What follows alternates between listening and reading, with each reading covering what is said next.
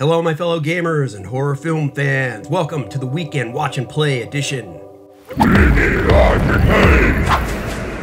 I'm Mike C, and welcome into the Chrono Cabin.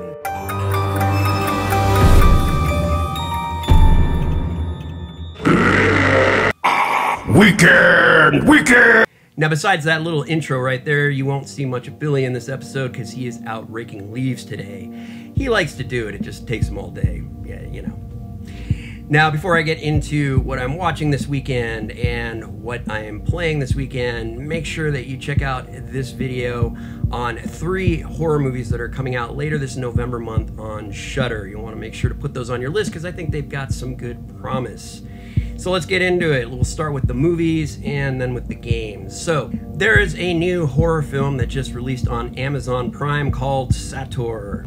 This is about a broken family living in a secluded cabin in the woods, and they are mourning a mysterious death in the family. They are tormented by an insidious presence called Sator that is subtly influencing them and their behavior and watching them all the time. Now, I think this plot has kind of been done before, but I am interested to see what they do in this movie. It looks kind of interesting. I like the setting. It's been called wonderfully atmospheric, and I can see by the trailer that it does look like a very well filmed movie. Now, here at the Chrono Cabin, you know, I love horror movies that take place in a lonely cabin deep in the woods. Go figure. I'd say it looks promising, not really sure where it will fall on the creepy factor, but judging by the trailer, it looks like it's definitely got some creepy moments.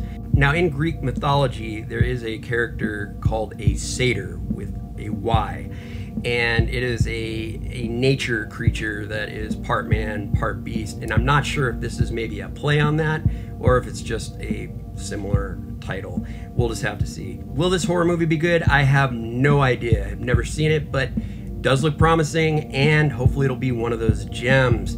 Moving on, Dexter has returned. That's right, after 10 long years, the serial killer that only kills bad people is back on Showtime. It is hard to believe it has been 10 years since Dexter, the series, ended.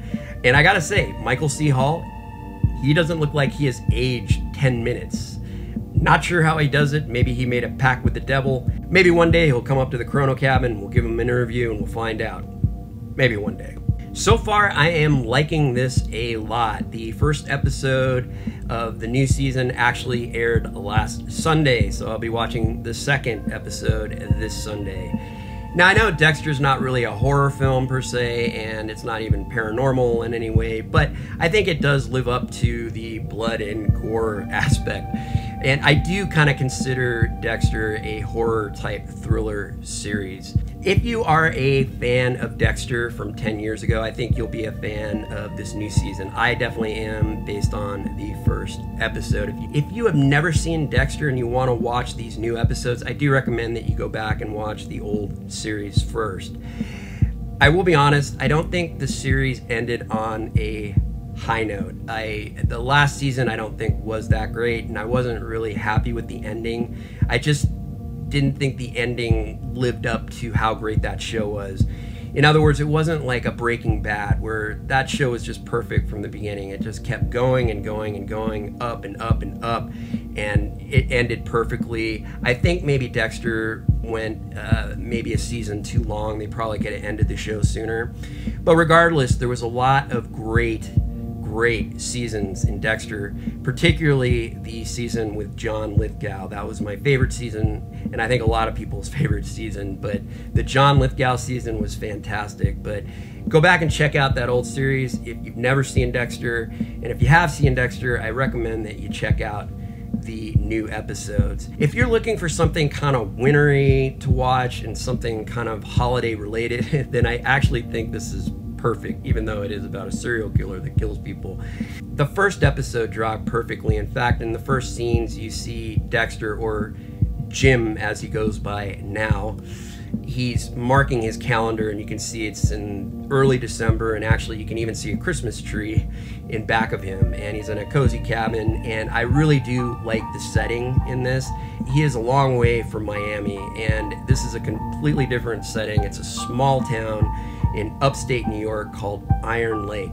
And what I do like about this is that it takes place in a small town, and everybody knows Dexter, or Jim. I keep saying Dexter, but he goes by Jim in this because obviously he's hiding his identity. But the fact is, everyone knows him. So being a serial killer in a small town, I think kind of lends some challenges, and I'm interested to see what they're going to do with that. I mean, think about it.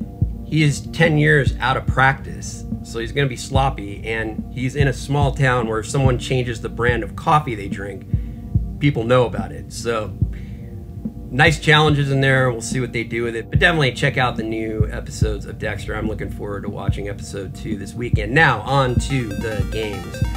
I should actually just say game, because speaking of 10 years later, I just dove into the Skyrim 10th Anniversary Edition on my PS5, and I just feel right at home. I love this game so much. I am excited to be back in Tamriel. Yes, I have returned to Tamriel, and it is fantastic. So far, I'm really enjoying the game. I updated from my disc version of the PS4, and so far, I'm really liking what I'm seeing. They enhanced a lot of the textures.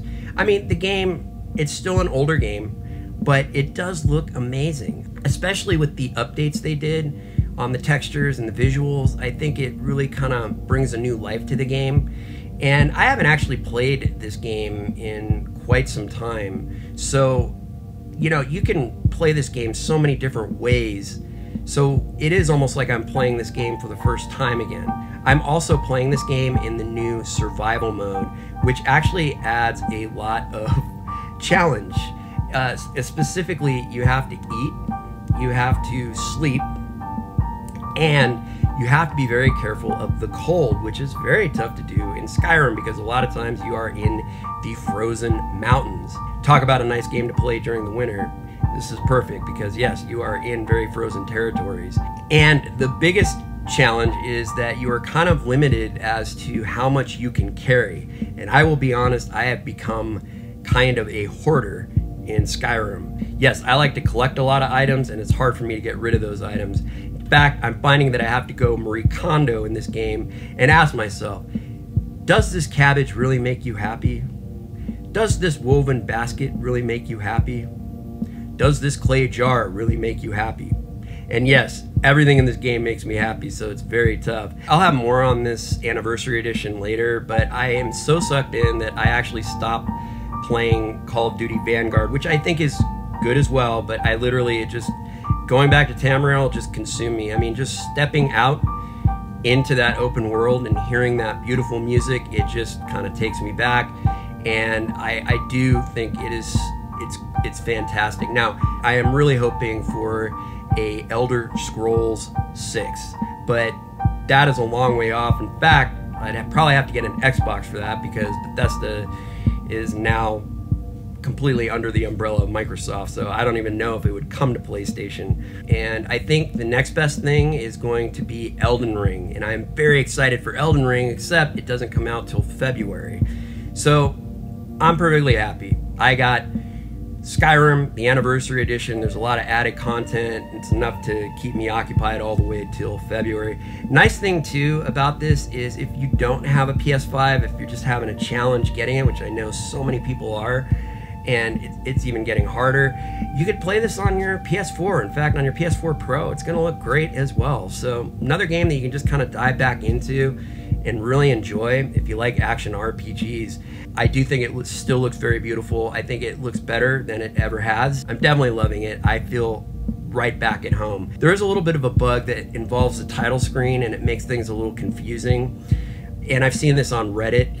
Now, I updated from my PS4 Special Edition disc, and it automatically, no problem, took me to the PS5 version. And then from there, I updated to the Anniversary Edition, the digital version, just for $20, and all of that went fine. However, when I go to start the game, I don't see the title screen that says it's the Anniversary Edition. It just says it's the regular Special Edition, the gray version, or the silver version, light silver, whatever you want to call it. And also I keep getting a notification that there's, you know, to update to the anniversary edition. If you click on it, it says purchased. So it's definitely there. I'm definitely playing the anniversary edition. It just doesn't show up in the title screen for some reason. It still says I'm playing the special edition, but you don't have to worry about it. You're actually playing the anniversary edition, and you can tell right away because some of the visuals are enhanced, of course. So a lot of gamers are seeing that and they're getting confused, and they're like, well, am I actually playing the anniversary edition? I felt the same thing. I was confused, and I was like, well, yeah, isn't it supposed to say anniversary edition now? But it's definitely the anniversary edition, and I'm hoping that Bethesda will fix this. It's something simple, but at least it's not a bug that's affecting the gameplay. So that's the important thing. The gameplay seems fine, and it's playing pretty well. So very happy with it. Gonna get more into that this weekend and probably continue with it. So future weekend watch and play, this is probably the game I'll be talking about. But now I've got some other Switch games that I want to talk about, as well as PS5 games as well. Now next week I will have a video coming out about 2 vampire movies on Netflix that both take place in big cities, which I think are pretty decent. So watch for that video coming out next week. Everyone, thanks for joining me this fine weekend. I hope you have a great rest of your weekend. If you enjoy the content on my channel, please subscribe. If you like this video, please give it a like. You know, you can always ring that bell for future notifications whenever I release new videos. As always, keep playing those video games, keep watching those horror movies, and I will see you soon.